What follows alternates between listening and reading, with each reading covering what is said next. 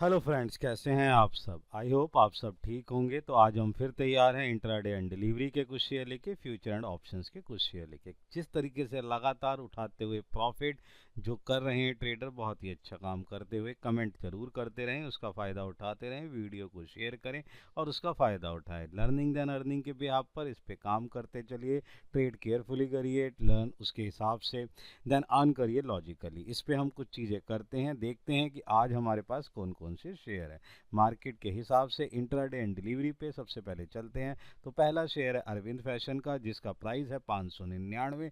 इस पे देखते हैं अपना एक चार्ट पोजीशन किस तरीके से काम करता है।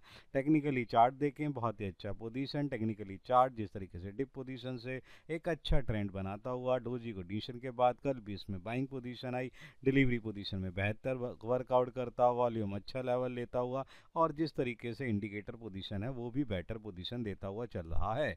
इसके बारे में मैं आपसे बात करूं, फंडामेंटली बैलेंस शीट बहुत अच्छी, रेशियोज बहुत अच्छी, वर्कआउट करते हुए जिस तरीके से पोजीशन दिखा रही है वो बेटर पोजीशन में जा रही है। जून 2019 के हाई पार निकल चुका है। जिस तरीके से वर्कआउट देखा मैंने वन मंथली चार्ट के अंदर, जिस तरीके से इसने वर्कआउट करके दिखाया, वो पोजीशन बहुत ही अच्छा वर्कआउट करती हुई जा रही है।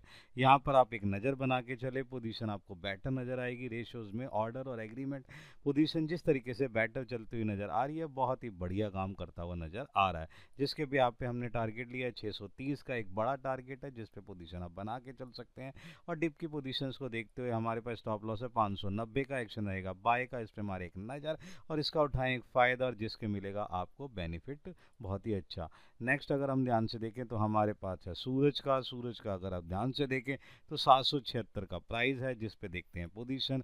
अगर हम ध्यान से देखें तो टेक्निकली चार्ट कमज़ोर पोजीशन, जिस तरीके से डिप पोजीशन बनता हुआ, लेकिन कल इसने जो एक स्टैंडर्ड पोजीशन दी, जो गैप अप पे खुला, वहाँ पोजीशन बेटर है 13 EMI के ऊपर। वॉल्यूम लेवल बहुत अच्छा, इंडिकेटर पोजीशन भी देता हुआ। फंडामेंटली बात करें, रेशियोज बहुत अच्छी, कैश फ्लो के अंदर भी पोजीशन चेंज होती, फंडामेंटल जो फंड फ्लो है वो भी बेटर होता हुआ। रेशियो की लायबिलिटी साइड में देखा तो बेटर पोजीशन, लायबिलिटी रेशियोज मैंने निकाली, कंपोजिट रेशियोज भी बहुत ही अच्छा वर्कआउट करता हुआ। जिस तरीके से वर्कआउट करता हुआ पोजीशन निकल रहा है, वहाँ बेटर पोजीशन निकलते हुए नज़र आ रहे हैं। और दूसरी बात देखें कि ब्रोकरेज हाउस ने यहाँ पर भी बहुत ही अच्छा वर्कआउट निकाला है और पोजीशन बनाने की कोशिश करी है। अभी पता चला है कम से कम 2.5 से 3 लाख के शेयर इसके बाय किए गए हैं, जिस पे पोजीशन बनती हुई है और एक पॉजिटिव खबर निकलती हुई निकल आ रही है। जिसके बिहाफ पे टारगेट ले रहे हैं 795 का, डिप के बिहाफ पे स्टॉप लॉस 768 का, एक्शन रहेगा बाय का। मारे एक नज़र और देखें अपना लॉजिकली फ़ायदा उठाते हुए, वर्कआउट करते हुए। नेक्स्ट शेयर देखते हैं हमारे पास किसका है, गो गोकुलदास का, जिसका हम देखते हैं प्राइस वो है 962 रुपये का, जिस पे चल रहा है। उसकी पोजीशन भी देख लेते हैं। टेक्निकल पोजीशन अगर हम ध्यान से देखें तो टेक्निकली चार्ट जिस तरीके से अच्छा पोजीशन, कल के दिन जिस तरीके से बहुत ही अच्छी बिकवाली के बाद जिस तरीके से पोजीशन रिकवरी निकलती हुई, बहुत बाइंग पोजीशन निकलते हुए, इंडिकेटर पोजीशन वॉल्यूम भी लेता हुआ जिस तरीके से बढ़ता हुआ नज़र आ रहा है, वो बहुत ही अच्छा करता हुआ नजर है। असेंडिंग ट्रायंगुलर्स पैटर्न यहाँ पे बनता हुआ, जिस तरीके से मेरे को लग रहा है कि पैटर्न का जिस तरीके से टेक्निकली पोजीशन मिलता हुआ, बहुत ही अच्छा वर्कआउट आ रहा है। करते हैं फंडामेंटली बात, जिस तरीके से रेशियोज में होता हुआ सुधार, एसेट साइड बहुत ही अच्छी सुधरती हुई, जिस तरीके से पोजीशन निकलती हुई आ रही है, वो बहुत ही अच्छा वॉल्यूम लेवल को बढ़ाती हुई नज़र आ रही है। बुक वैल्यू जिस तरीके से बढ़ती हुई चली जा रही है, उसका पोजीशन भी हाई, ग्रोथ वर्थ रोड भी जो है जिस तरीके से बढ़ता हुआ जा रहा है, वो बहुत ही बेटर पोजीशन पे जाता हुआ नज़र आ रहा है। जिसके भी आप पे टारगेट ले रहे हैं, थोड़ा बड़ा टारगेट है, ध्यान दिए 1124 का टारगेट है।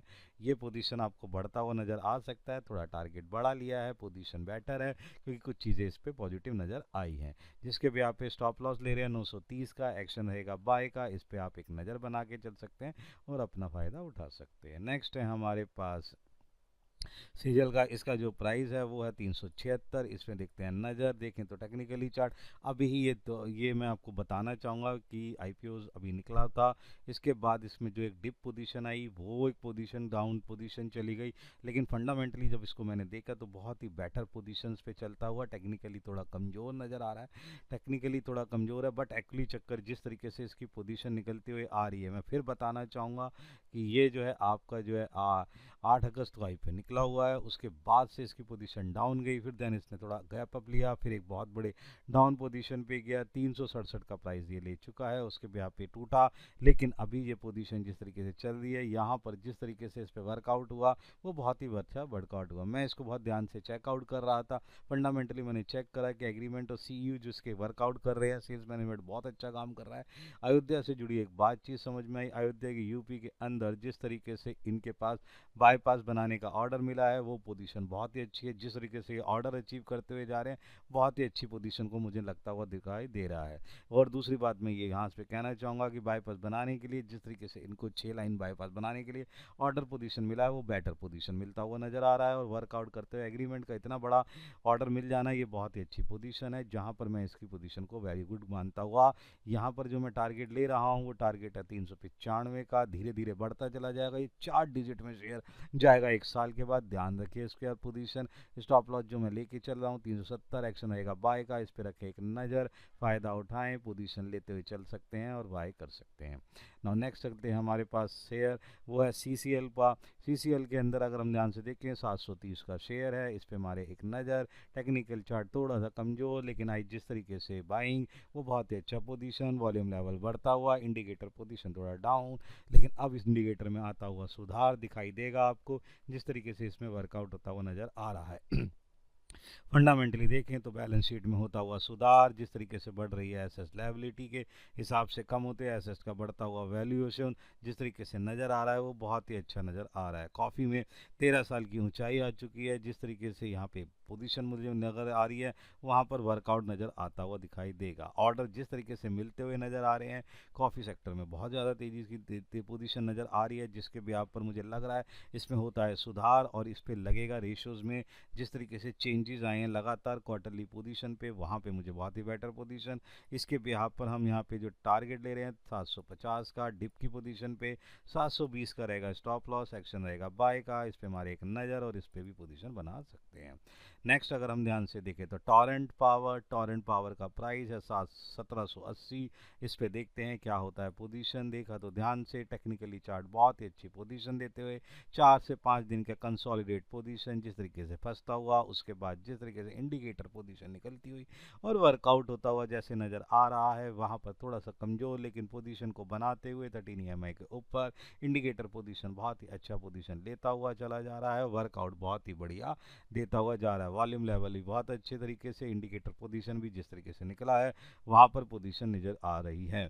दूसरी चीज़ में अगर मैं यहाँ से ये कहूँ कि जिस तरीके से इसको जो प्रोजेक्ट मिला है वो बहुत ही अच्छा प्रोजेक्ट मिला है, 1500 मेगावाट का प्रोजेक्ट है। जिस तरीके से प्रोजेक्ट वर्कआउट करता हुआ ऑर्डर बुक में चेंज होता हुआ और ऑर्डर बुक में आता हुआ चेंज इसके लिए बेनिफिट बनता हुआ और वर्कआउट करता हुआ नज़र आ रहा है, जिसके बिहाफ पर मैं ये कह सकता हूँ कि जो वर्कआउट मिला है वो बेटर वर्कआउट मिला है, जिस पे इसमें आएगा सुधार और ये कर सकता है एक अच्छा वर्कआउट, जिसकी पोजीशन हम जो बहुत ही बड़ा पोजीशन ले रहे हैं 1820 का मैं ले रहा हूँ टारगेट, थोड़ा बड़ा टारगेट है। पोजीशन जिस तरीके से बनती हुई नज़र आ रही है वो चीज़ यहाँ पर चेंज है।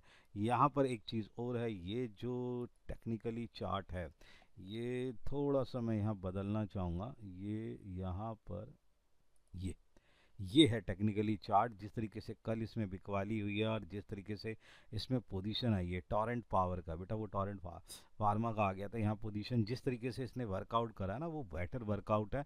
पोजीशन पे नज़र बनाए, टेक्निकली चार्ट बहुत ही अच्छा पोजीशन दिखाता हुआ नज़र आ रहा है, इसीलिए मैंने यहाँ 1820 का लिया। डिप के बिहाफ पे स्टॉप लॉस ले रहा हूँ जो मैं यहाँ पर 1750 का यहाँ पे नज़र बना के चले। देखिए ध्यान से, अगर देखें कल ही ये 1900 को टच कर गया है, सही है जी, अभी भी मैंने छोटा लिया है 1900 को ये टच कर गया, पोजीशन बहुत ध्यान से नज़र बना के चल सकते हैं।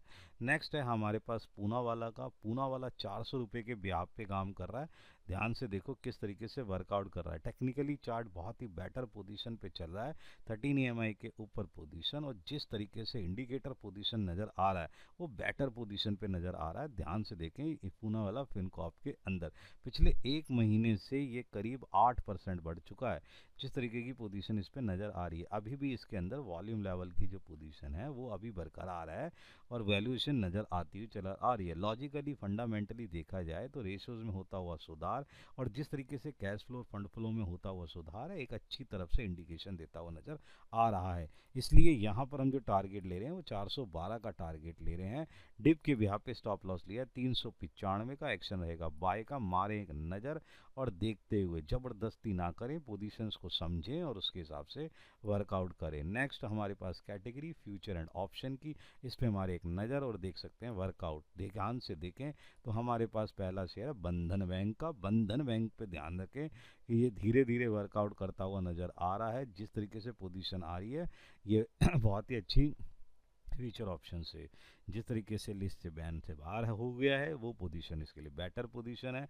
ध्यान से देखें तो टेक्निकली चार्ट जिस तरीके से पोर्टन पोजीशन है, कल एक बहुत ही अच्छा हाई पोजीशन 210 का वर्कआउट करते हुए टेक्निकली चार्ट इंडिकेटर पोजीशन में अच्छा, और इंडिकेटर पोजीशन के साथ साथ जिस तरीके से 13 EMI के ऊपर वॉल्यूम में आता हुआ सुधार, फंडामेंटली तो है ही मजबूत, एक अच्छा बैंक माना जाता है, जिसके ब्याह पे वर्कआउट करता हुआ नज़र आ रहा है। एफ एंड से बाहर हो चुका है, जिस तरीके से लिस्ट से ये बाहर है, जिस तरीके से बैन से, यानी बैन लगा हुआ था इसके ऊपर, वो लिस्ट से बाहर है। पोजीशन एक बेटर नज़र आती हुई दिखाई दे रही है, जिसपे मैंने फ्यूचर लिया है, 213 का टारगेट ले रहा हूँ।